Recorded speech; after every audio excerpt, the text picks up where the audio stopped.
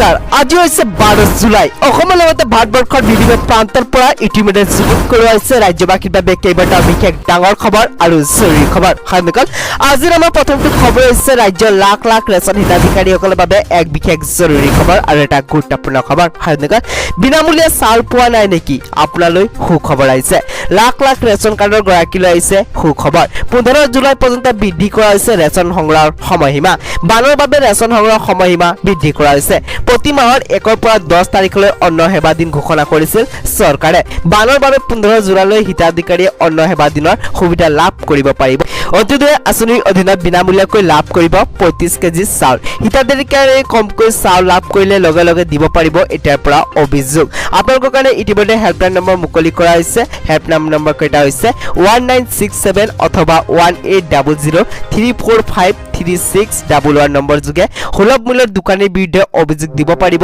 এতিয়াৰ পৰা আপুনি পৰৱৰ্তী খবৰটো হৈছে ৰাজ্যৰ লাখ লাখ যান ব্যৱহাৰকাৰীসকলৰ বাবে এক বিশেষ গুৰুত্বপূৰ্ণ খবৰ হাইনেকাল সাৱধান যান বাহনৰ চালক আৰু মালিক দেশত আহি গ'ল নতুন নিয়ম যান বাহনৰ চালক আৰু মালিকৰ বাবে আহিছে ডাঙৰ খবৰ সুৰাপাই চালকক নাকি লগাবলৈ দেশত আহি গ'ল নতুন নিয়ম সুৰাপান কৰি বাহন চলালে দিয়া হ'ব কঠোৰ শাস্তি সুৰা সেৱন কৰি বাহন চলালে প্ৰশাসনৰ দৃষ্টিত হ'ব অপৰাধী প্ৰশাসনৰ দয়া নাই ক্ষমা নাই নীতি সুৰাপানে চালকৰ বিৰুদ্ধে সুৰা সেৱন কৰি বাহন চলালে জব্দ কৰা হ'ব চালকৰ অনুজ্ঞাপত্ৰ প্ৰথমবাৰৰ বাবে এই অপৰাধ কৰাসকলে লাইসেন্স 3 মাহলৈ কৰা হ'ব কৰ্তন বাৰে বাৰে অপৰাধ কৰাজনৰ বাবে শাস্তি হ'ব অধিক কঠোৰ সকলে এনে কাম কৰাজনৰ লাইসেন্স সম্পূৰ্ণৰূপে কৰা হ'ব কৰ্তন ইয়াৰ উপৰি ভৰিব লাগিব বৃহৎ পৰিমাণৰ জৰিমনা প্ৰথমবাৰৰ বাবে এই অপৰাধ কৰাসকলে ভৰিব লাগিব 10000 টকা বাৰে বাৰে অপৰাধ কৰাজনে ভৰিব লাগিব 20000 টকাৰ জৰিমনা ইয়াৰ উপৰিও যাব লাগিব জেললৈ পুনে পৰিবহন বিভাগে সুৰাপান কৰা চালকৰ বিৰুদ্ধে ইতিমধ্যে গ্ৰহণ কৰিছে এই ব্যৱস্থা আমাৰ পৰৱৰ্তী খবৰটো হৈছে ৰাজ্যৰ লাখ লাখ নিবনুৱা যুৱক যুৱতীসকলৰ বাবে এক ভাল খবৰ আজিকালি ৰেলৱেত খালী হৈছে 2 লাখতকৈ অধিক পদ কনিষ্ঠ অভিযন্তা গ্ৰুপ ডি এলএলপি টেকনিচিয়ান আৰু অন্যান্য পদত ওলাইছে চাকৰি আৰআৰবি ৱেবছাইটত মুকলি কৰা হৈছে ইতিমধ্যে বিজ্ঞাপন বিভিন্ন পদৰ বাবে আৰম্ভ হৈছে ইতিমধ্যে আবেদন প্ৰক্ৰিয়া শেষ হ'ব অক্টোবৰ 2024ত অনলাইনত মুখ্য আৰআৰবি ৱেবছাইটত আবেদন কৰিব লাগিব এতিয়াৰ পৰা আপুনি indianrailways.gov.in ত গৈ কিনে আপোনালোকে আবেদনটো কৰিব পাৰিব আৰআৰবি জেড খালী হৈছে 7900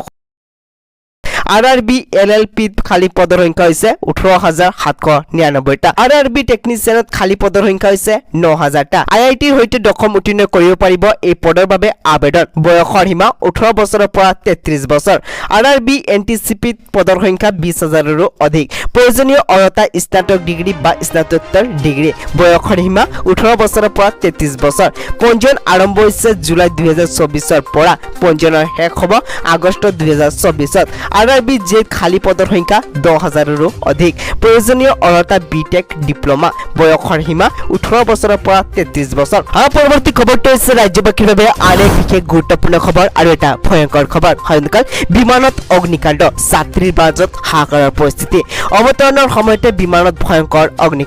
অগ্নিকাণ্ডৰ পিছতে যাত্ৰীসকলৰ মাজত হাহাকাৰ পৰিস্থিতি জৰুৰীকালীন গেটৰ সহায়ত যাত্ৰীসকলক উলিয়াই অনা হয় বিমানৰ পৰা ইনফ্লেটেবল স্লাইড ব্যৱহাৰ কৰি উলিয়াই অনা হয় যাত্ৰীসকল 276 জন যাত্ৰী আৰু 21 জন বিমান কৰ্মচাৰী আছিল বিমানখনত ঘটনাত 10 জন যাত্ৰী সামান্য পৰিমাণে আহত হোৱাৰ খবৰ আহিছে পাকিস্তানৰ পেছাবৰ বিমানবন্দৰত বিমানত সংঘটিত হৈছে এই অগ্নিকাণ্ডটো বিমানবন্দৰ সৌদি এয়াৰলাইন্সৰ বিমানত অগ্নিকাণ্ডৰ ঘটনা বিমানখন সৌদি আৰবৰ ৰিয়াদৰ পৰা আহিছিল পেছাবৰলৈ পুনৰ পেছাবৰৰ পৰা সৌদি আৰবৰ ৰিয়াদলৈ যাবলৈ সাজু হৈছিল বিমানখন অৱতৰণৰ সময়তে এই অগ্নিকাণ্ডৰ ঘটনা সংঘটিত হয় বিমানখনত বিমানৰ লেণ্ডিং গিয়াৰত সংঘটিত হৈছিল অগ্নিকাণ্ড